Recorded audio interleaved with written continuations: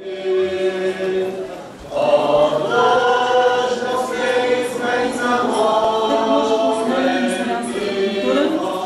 която не би могло да сме един народ, свързан с един език, една история, една ценностна система. Това от ваше име се позволявам да кажа от всички нас сърдечно благодаря на нашите учители за благородното им дело, за тяхната любов и търпение, с което работят с нашите деца.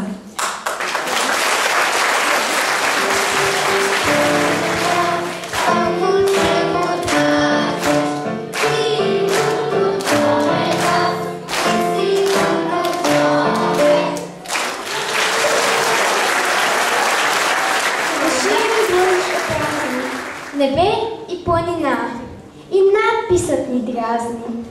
Пазете тишина. И смешен, и излишен, на ум ни идва да изпишем.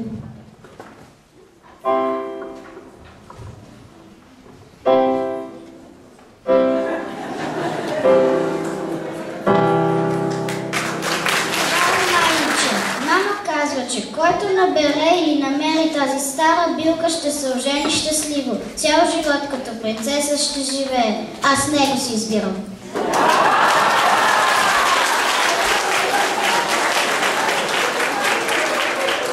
Ми може мене, малък съм още, ще чакаш. Ама я ви с това малко момиченце какво носи? Котле пълно с пръщенчета. Вземи си едно и го сложи под възглавницата. До вечера, когато сънуваш с мен, след 10 години пак са говорили за сватби.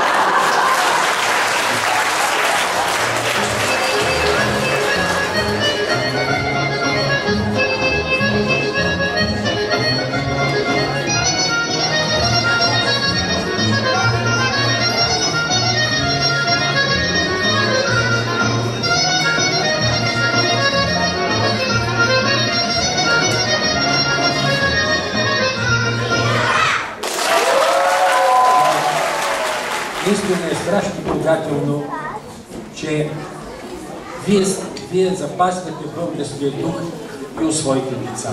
Това е прекрасно.